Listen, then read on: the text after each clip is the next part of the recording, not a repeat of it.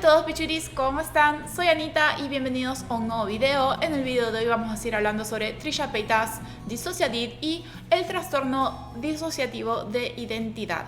Hoy vamos a explorar un poquito más en profundidad este trastorno, del cual me parece extremadamente interesante, fascinante, seguramente a todos allá afuera también. No por nada hay tantas películas y cosas al respecto en el mundo del entretenimiento. Debido a mi anterior video, que si no lo vieron vayan a verlo, recibí muchísimos comentarios tanto a favor como en contra. Así que realmente me puse a investigar mucho más en profundidad, directamente de especialistas sobre este trastorno, y luego empecé a chequear canales de personas que sufren este trastorno a ver qué onda, ¿no? Para hablar un poquito más en un video un poco en profundidad. Este video ya me parece que no es tanto de drama, sino que es más como de una charla sobre psicología, no sé, es otra cosa esto de repente. Pero bueno, hice la tarea en profundidad para este video, así que les voy a explicar en mis palabras lo más completo que pueda en qué consiste este trastorno, por qué es tan controversial, es el trastorno más controversial que existe en la comunidad médica, entre los psicólogos y los psiquiatras, y cuál es mi conclusión en cuanto a todo este drama. Realmente me llegaron muchos comentarios de gente muy enojada porque no me informé antes de hacer el video, por más que en el mismo video pedí disculpas por no informarme a fondo al hacer el video. Pero en todo caso, bueno, acá está, bueno chicos, esto fue como volver a la secundaria, ¿qué onda?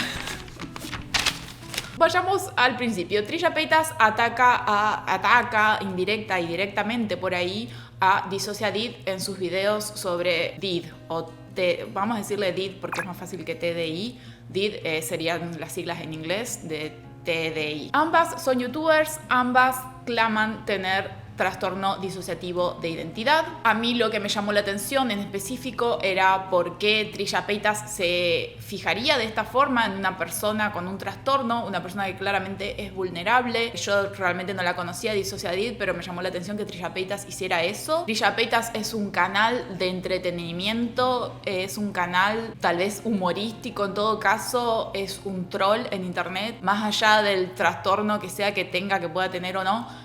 Creo que ninguna persona con más de 2 dedos de frente se la tomaría en serio. Dissociative, por otra parte, es una mujer británica, ex estudiante de psicología, que en el 2017, a principios del 2017, si mal no recuerdo, que a principios de 2017 tuvo su diagnóstico de trastorno disociativo de identidad, y en el 2008 empezó con un canal para educar sobre este trastorno y para terminar con el estigma. Entonces realmente antes de sacar alguna conclusión sobre esto es muy importante hablar sobre qué es el trastorno disociativo de identidad. El trastorno disociativo de identidad, me siento como si estuviese dando una clase oral. El examen, el final. El trastorno disociativo de identidad es lo que antes se conocía como trastorno múltiple de personalidad o de personalidad múltiple. Es un trastorno oficial en el manual de Merck, esto hay que decirlo. El manual de Merck es el manual que utilizan todos los especialistas para diagnosticar y tratar enfermedades, trastornos, etc. Este trastorno está en el manual de Merck, es oficial, no es algo inventado, no es algo que no existe o lo que sea, existe. Pero aún así hay muchísima controversia incluso entre los especialistas en si existe o no. Algunos creen, algunos no, y ahora cuando les desarrolle esto les voy a explicar por qué. Primero, qué es y cómo surge, ¿no?, este trastorno. Debido a repetidas situaciones traumáticas durante la infancia, y a veces se extiende un poco más, es que la identidad de la persona se fragmenta en distintas identidades. Esto es un método de supervivencia que utiliza el cerebro en situaciones en las que no puede afrontar o que no sabe cómo superar. Al encontrarse en contextos muy traumáticos se puede ver empujado a hacer esto con la identidad de la persona. ¿Por qué? Porque, por ejemplo, esta es como una situación muy básica, pero es como un ejemplo de algo que puede suceder. A Susanita le pasa una situación muy traumática. Eso le genera mucho estrés, lo que le genera disociar. Disociar es algo común que por ahí a mucha gente le puede pasar o que algunas personas en algún momento de su vida pueden experimentar. Cuando hay grandes niveles de disociación, puede llevar a una disociación de identidad. Lo que sucede es que se crea otra identidad y la personalidad y los recuerdos de las personas se ven fragmentados en estas dos personalidades. Entonces Susanita tal vez ya no va a recordar más lo que le pasó, porque eso que le pasó, esa cosa traumática que le pasó a ella, va a ser como si le pasó a la otra personalidad. Entonces esta otra personalidad tal vez sí tenga los recuerdos de lo sucedido y la Susanita original no, original por así decirlo. Entonces cuando pasan muchas situaciones traumáticas durante mucho tiempo es que la personalidad empieza a fragmentarse así, se empiezan a generar distintas identidades para poder sobrellevar cada situación traumática. También se suele entender que la personalidad nueva suele tener las características necesarias que faltaban anteriormente como para sobrellevar ese trauma, por eso a veces esas otras personalidades nuevas sí recuerdan los traumas y la original o el host, la que está más al frente, no. Porque justamente la idea es esa, de que al fragmentar la identidad, el original, entre comillas otra vez, porque se entiende como que son todos la misma una identidad por sí misma, pero como el primero, digamos, no va a sufrir, porque no lo va a recordar, porque lo que pasó le pasó a las otras identidades y no a la persona principal. Es un método de supervivencia del cerebro, es así como funciona. Otras personas, por ejemplo, yo como por ahí parece algo muy abstracto, pero en realidad no es tan lejano. Simplemente el cerebro se ve empujado a cosas muy extremas, pero puede pasar. Algo por ahí, yo creería que tal vez más común es la amnesia disociativa. A mí al menos me parece más común, pero tal vez porque yo personalmente lo tengo. La amnesia disociativa es cuando no recordás cosas traumáticas, escenas muy estresantes de tu vida, muy traumáticas de tu vida, no las podés recordar. Durante mucho tiempo me pareció como que simplemente no lo recordaba, pero ya lo iba a recordar en otro momento. Y con el paso de los años me di cuenta de que la mayor parte de mi vida, o sea, no digo la mayor parte de mi vida, pero hay muchas cosas que realmente no recuerdo y sé que pasaron, porque por ahí mis familiares sí lo recuerdan en muchísimo detalle y lo han contado y yo en realidad no recuerdo nada. Eso, por ejemplo, es también un método de supervivencia del cerebro, hacer que yo olvide las cosas, las cosas estresantes, que es como para ponerle un ejemplo, ¿no?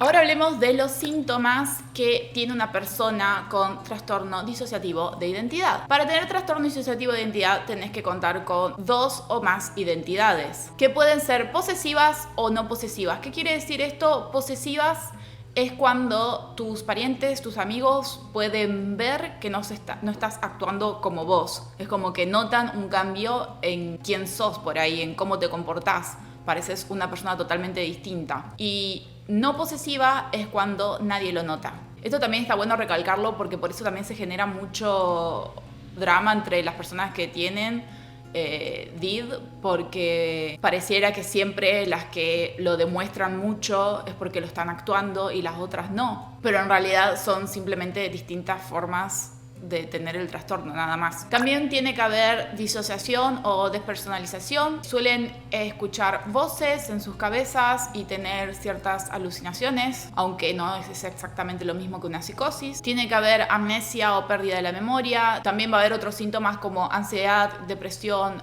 abuso de sustancias y otros varios. Otra característica es que también van a esconder los síntomas y el efecto que tienen en otras personas. Tiene que ver también con esto de posesivo o no posesivo. A ver, el punto por el cual se crean las identidades, se fragmenta la identidad, es para sobrevivir. Y entonces es como que hay que actuar con normalidad. Y yo creo que por ahí se genera esto de intentar hacer como si nada está pasando, porque es parte también de la supervivencia, ¿no? Y espero que se esté entendiendo todo lo que estoy diciendo. Por supuesto, este no es un video también para que se informen científicamente de esto. Es simplemente todo lo que yo estuve por ahí leyendo en internet. Y hay muchísima información. Si quieren buscar por ustedes mismos, háganlo. Sobre todo teniendo en cuenta al siguiente punto, que es lo controversial de este trastorno y por qué es tan controversial. Como les dije al principio, pese a que es un trastorno oficial en el manual de Merck, muchos especialistas están divididos en cuanto a si es real o no es real. El primer motivo es la etiología del DID. La etiología es una rama de la medicina que estudia el origen o causa de los trastornos, enfermedades, etc. Y el DID tiene 2 etiologías. Una es por trauma, que es lo que estuve explicando hasta ahora, digamos, debido a traumas repetidos durante la infancia, etcétera, etcétera. Y otro origen es iatrogénico. Espero no tener mal esa palabra. A ver, iatrogénico, sí, es así. Que esto quiere decir que es provocado por el médico. Voy a explayar esto un poquito. Y es algo comprobado, no es algo como, uy, se cree una teoría, no. Sino que es algo que pasó y pasa y hay muchas pruebas y pruebas muy famosas incluso. Lo inusual produce fascinación, lo inusual llama la atención. Eso es así en cualquier ámbito de la vida. Entonces, hay médicos, psicólogos, psiquiatras, especialistas que se especializan en DID, o no tal vez, pero les atrae mucho porque es algo muy inusual, muy particular. Entonces sucede que estos especialistas van a terminar induciendo los síntomas en sus pacientes sin darse cuenta. Sucede por ahí que el paciente llega a tratarse por lo que sea, tal vez una depresión o no sabe lo que le pasa, bla, bla, bla, por ciertos rasgos que pueden coincidir con otros trastornos, y la fascinación del especialista en este trastorno termina sugiriendo los síntomas, como sugiriendo y a veces te pasa esto, o a veces sentís lo otro, o eso podría ser tal y tal cosa. Y eso hace que la persona desarrolle este trastorno. Ahora, ¿es menos trastorno el trastorno desarrollado de esta forma que desarrollado por trauma? Bueno, ahí no me voy a meter ahí. Tiene que ver con que por ahí el paciente tiene otros trastornos muy similares y que lo pueden llevar a lograr de alguna forma esta fragmentación de la identidad. Entonces, cuando el especialista le sugiere tal vez, yo creo que podrías tener DID, bla, bla, bla, lo que sea, esta persona empieza a creer que sí y empieza en su mente a fragmentar su personalidad y a identificar personalidades y a poner un nombre a cada una y actuar de distintas formas y bla, bla, bla. Entonces son estos dos los orígenes, o sea, esto es así oficialmente, ¿no? Que es algo que creo que por ahí muchas veces en los canales sobre DID se olvidan de decir, que la etiología puede ser dos: repetidos traumas durante la infancia o generado por el especialista. A todo esto hay que sumarle los simuladores, que es algo que también tienen muy muy en cuenta los mismos especialistas. Hay muchos simuladores de enfermedades y ni hablar sobre este tipo de trastorno. Los simuladores van a buscar simular este tipo de trastorno por razones legales, para poder escapar de la ley, por razones económicas, porque de alguna forma les puede traer algún beneficio financiero, o porque tienen algún otro trastorno que de alguna forma les conviene convertir en de alguna forma, no sé si me explico, pero ya lo voy a explicar ahora. Como por ejemplo creo yo que se da que se puede llegar a dar con el trastorno histriónico de personalidad, que es básicamente un trastorno en el que la persona que lo tiene busca llamar muchísimo la atención. Entonces, en una situación hipotética, pero que se ha dado y mucho, una persona con este trastorno puede ir a buscar ayuda psicológica y cuando ve que el especialista está fascinado o le interesa mucho o tiene los diplomas con especialidad en DID y bla, bla, bla, va a generarse a sí mismo, o va a simular, mejor dicho, este trastorno para llamar la atención del especialista. Ahora, para poder ejemplificar un poquito más todo esto, quiero mencionar algunas películas que tratan sobre este trastorno. Una muy muy clásica es Dr. Jekyll y Mr. Hyde, aunque sí es muy muy estigmatizante. Tenemos Las tres caras de Eva, tenemos Civil, tenemos El club de la pelea, tenemos Fragmentado. De estas películas, que en general todas suelen ser thrillers psicológicos y son fantasiosas y exageran la realidad y obviamente no son un claro ejemplo del trastorno en la vida real. Digamos, no es que tienen una bestia escondida ni nada del estilo, no sé si vieron Fragmentado. Pero de estas películas hay dos que están basadas en hechos reales. Una es Las tres caras de Eva y la otra es Civil. Lo particular, tengo entendido que Las tres caras de Eva también está basado en un hecho real. Lo particular de Civil es que fue una película, o sea, hasta hoy en día se sigue teniendo en referencia en todas partes. Hizo extremadamente conocido en todo el mundo este trastorno, fue algo mundial, fue un fenómeno mundial. Pero tiempo después de todo este revuelo, la paciente Civil terminó confesando que en realidad no tenía el trastorno, sino que lo había actuado. ¿Por qué lo había actuado? Porque había desarrollado como un apego muy importante a la persona que la trataba. La persona que la trataba, cuando empezó a tratarla, sugirió esto de hacer un libro por lo fascinante del trastorno. Entonces ella siguió actuando, haciendo de cuenta que sí tenía el trastorno por más que no lo tenía, no solo por tener la atención de su especialista, sino por la ayuda monetaria que eso iba a significar. Y también hay un montón de casos de simuladores, es fácil simular este trastorno y por eso también es tan controversial, no solo por la etiología, sino por la cantidad de simuladores que puede haber. Entonces, creo que en el mismo manual de Merck, si mal no lo recuerdo, pero los mismos especialistas tienen en cuenta cómo detectar la simulación, porque es algo muy serio que tienen que lograrlo apenas tienen un caso, porque si no invierten un montón de tiempo en alguien que les está tomando el pelo. Aquí tengo anotadas algunas de las cosas que tienen en cuenta los especialistas para detectar a alguien que está simulando. Tienen que ver si hay alguna ganancia por tener el trastorno, alguna ganancia de cualquier tipo, ya sea atención, monetaria, legal, como lo que mencioné al principio. Los pacientes suelen sobreinformar sobre síntomas bien conocidos y subinformar sobre otros. Muchas veces sucede que se olvidan de tener ansiedad, se olvidan de tener depresión, se olvidan de tener otras cosas que vienen acarreadas con este trastorno. Tienden a crear identidades alternativas estereotipadas, como el malo, el bueno, el sexy, el feo, sucios y malos. No, el bueno, el malo y el feo. Otras películas se acaba. Suelen disfrutar de la idea de tener el trastorno, no lo ocultan. Mayormente las personas que tienen este trastorno lo sufren, se sienten mal al respecto, tienen vergüenza y sobre todo no lo disfrutan, es complicado, digamos. Otra cosa es también que los alters no tienen reuniones para ponerse de acuerdo. Esto es algo que me pareció muy controversial porque es algo que casi todos mencionan, que los alters como que se reúnen en su mente o tienen como una especie de mundo interno donde viven y se ponen de acuerdo para ayudar al host o lo que sea, y los especialistas dicen que eso no funciona así. Y también vale aclarar esto, quiero antes de que me salten todos a la yugular, ¿es la yugular o la yugular? Nunca sé cómo es. Bueno, que toda la información que estuve diciendo hasta ahora es información oficial sobre lupus. Fuentes oficiales y de especialistas que sí creen en este trastorno. Incluso los especialistas que sí creen advierten de tomar medidas para cuidarse de los simuladores, porque son muy recurrentes. Y es por esto que este trastorno es tan controversial. Es muy complicado, es muy fascinante, es muy difícil para la persona que lo sufre, pero a la vez atrae mucho la atención de simuladores y otras personas con otros trastornos. Bueno, lo siguiente sería el tratamiento.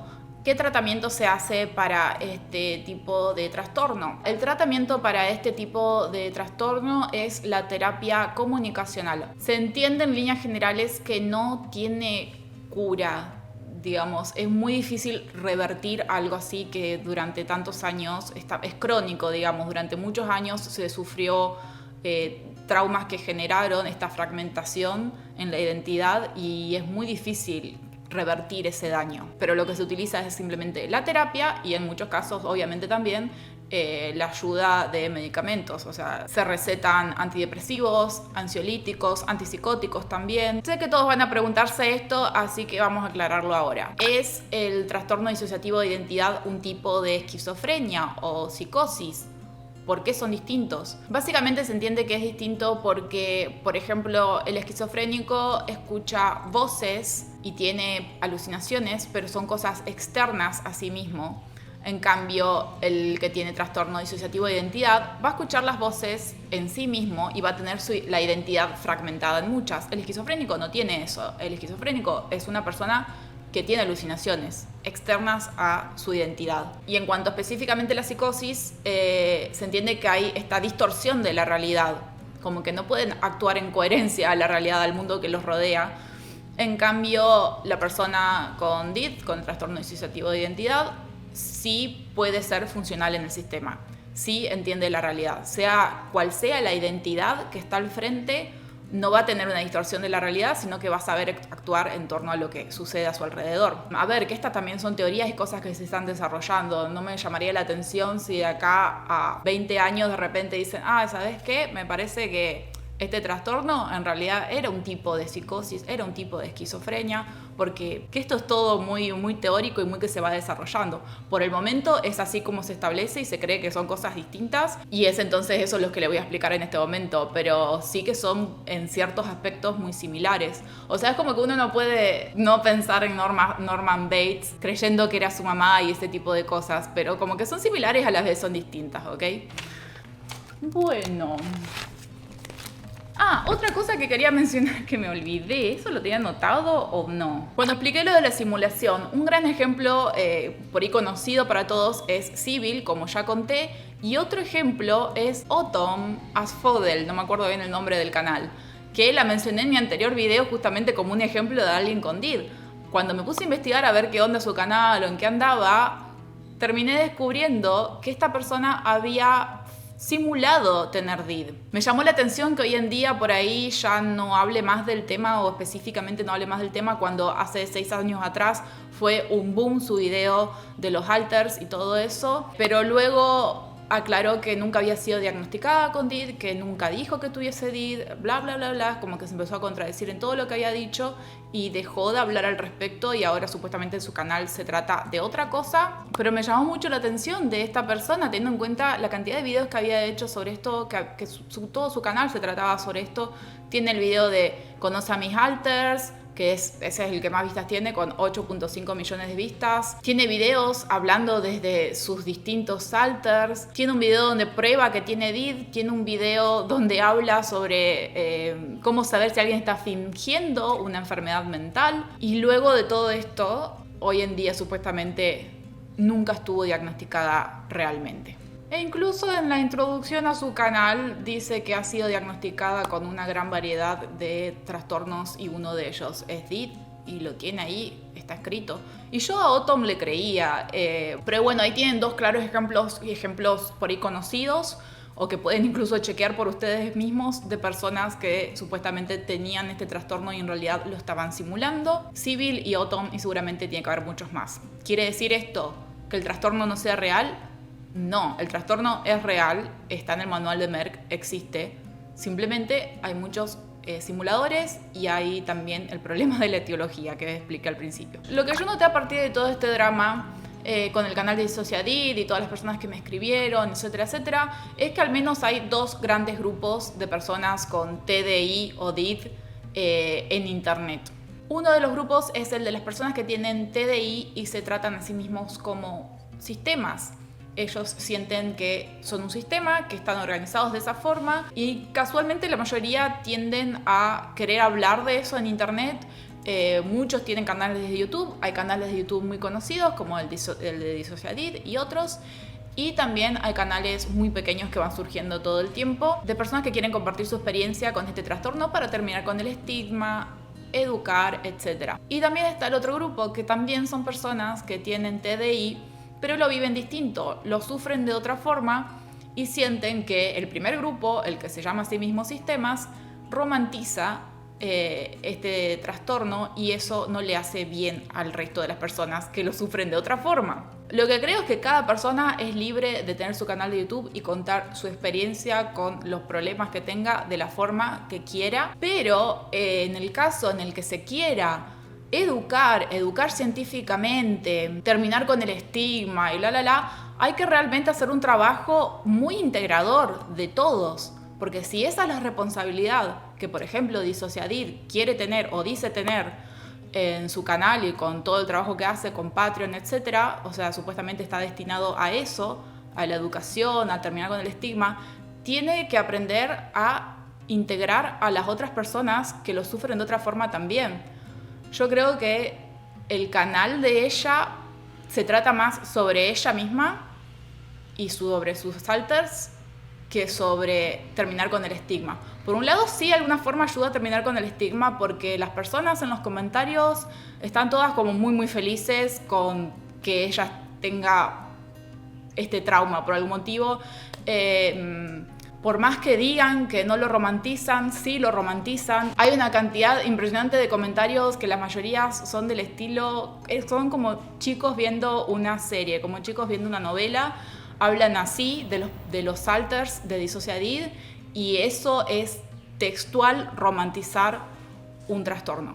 Les gusta o no, es así. Por ahí, esta forma romántica de llevar el trastorno a DissociaDID les sirve para sobrevivir con este trastorno, y a otras personas que tengan el trastorno también les sirve. Y por ahí también es una forma, por ahí ver tener este trastorno como algo bueno de alguna forma, digamos, hay personas que están agradecidas de tener el trastorno, es algo bueno para ellos porque al fin y al cabo lo pueden sobrellevar de una mejor forma. Pero sin lugar a dudas, eso termina generando un estigma en el resto de personas que no lo viven de esa forma. Entonces acá entra este tema, digamos, si tenés un canal personal y que trata sobre vos, puedes hacer lo que quieras, pero si vos mismo estás diciendo que tu canal es educacional, es para terminar con el estigma y qué sé yo, tenés que hacer un trabajo distinto, mucho más profesional, mucho más objetivo e integrar a todas las personas. También con respecto a esto hay que aclarar el tema del tratamiento que estén haciendo con sus especialistas.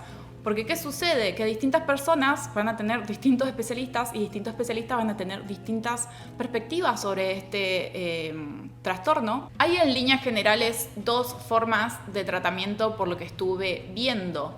Una es lo ideal, que es integrar eventualmente, ¿no? A través de terapia, etcétera, etcétera, integrar las identidades lo más que se pueda. Menos identidades es mejor, quiere decir que estás avanzando, que estás aprendiendo a sobrellevar los traumas que no pudiste sobrellevar en la infancia, estás sanando de alguna forma. Pero también pareciera que otros especialistas, estos especialistas probablemente que están fascinados por este trastorno, lo ven como algo llamativo, lo ven como un mérito incluso, tener pacientes con este trastorno, porque es mucho más interesante por ahí que alguien que tenga un trastorno común.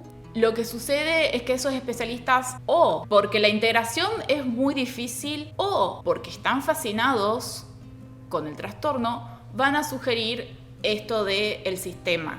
Van a sugerir que llevarse bien con todas las identidades, van a sugerir aprender a diferenciar las identidades. O sea, yo no soy especialista, pero es eso lo que estuve viendo en líneas generales. Entonces muchas veces las personas con DID van a decir, bueno, mi especialista me dijo que tengo un sistema, que es así, que es así. Y eso va a variar, depende del especialista que hayas visitado. Entonces, acá entra esto de que algunas personas van a considerar que lo que, por ejemplo, Disociadid hace en el canal es contraproducente. Entonces, por ahí una persona con TDI que vio a otros especialistas que le dijeron que no, que lo que tiene que hacer es integrar sus identidades, no tiene que darle más personalidad a cada identidad, sino que lo que tienes que hacer es integrarlas, va a creer que otra persona con TDI que su especialista le dijo, sí, tenés un sistema y hay, no sé, y hay que fijarse qué nombres tienen o lo que sea, no sé bien cómo será, va a pensar que esta persona está mal porque no está haciendo bien su tratamiento y porque está romantizando un trastorno. Pero creo que por ahí son dos formas de tratamientos distintos también, que depende del especialista. Y que, a ver, también está este tema también, que los especialistas, los psicólogos, los psiquiatras son seres humanos. Y es muy difícil que todos sean objetivos. Siempre va a haber gente que no va a dejarse llevar por otras cosas frente a una sesión. Obviamente que sean objetivos y profesionales es lo ideal, pero son seres humanos. No hay que olvidarse de que son seres humanos y pueden darle un mal tratamiento a sus pacientes, y más aún con un trastorno tan complejo, tan controversial, tan discutido como es este. Como sea, yo no soy quien para decir si Disociadid o Trisha-Paytas o quien sea tienen el trastorno que sea, porque eso es problema de ellas. Sí me llama la atención esta batalla interna que hay entre las personas con el diagnóstico. Sí creo que deberían integrarse, en todo caso, o sea, no ellos en sus alters, sino todos como comunidad. Sí creo que romantizar los trastornos de personalidad, los trastornos mentales es algo malo en líneas generales, pero ¿quién soy yo para decir cómo cada uno sobrelleva su problema? Así que bueno, ese es el video de hoy, un poquito más psicológico de lo normal. Me gustaría que dejen en la sección de abajo todos sus comentarios al respecto de todo esto. Como siempre, con respeto, como siempre, no hay que mandarle hate a nadie, a ninguno de los implicados en mis videos, no es para eso, es simplemente para debatir, para que cada uno diga si está de acuerdo, si no está de acuerdo, que ponga sus fundamentos, lo que sea. También noté que iniciaron una campaña en chain.org para bajar de internet para bajar de YouTube a Trisha Paytas, lo cual me parece cualquiera, porque eso es básicamente censurar a alguien que hace entretenimiento en internet y me parece una reacción muy infantil, porque aparte están jodiendo con el trabajo de la gente y realmente no da. Como les digo, esto es YouTube. Si alguien va al canal de Trisha Paytas a buscar información fidedigna sobre lo que sea, si toma a Trisha Paytas de referente para lo que sea, es porque es alguien muy estúpido. Entonces yo creo que las personas con TDI no deberían asustarse de que Trisha Paytas deje mal parada a las personas con este trastorno, porque realmente hay que ser muy estúpido para tomársela en serio.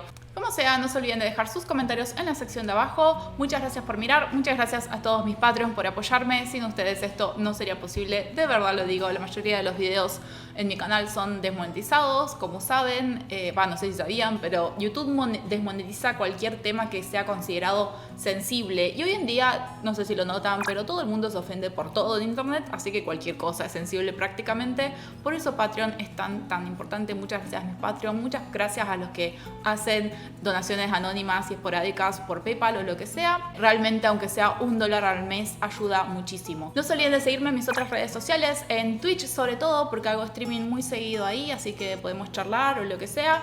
Y en mi Instagram, que es un Instagram nuevo. Muchas gracias por mirar y nos vemos en el próximo video. Bye bye.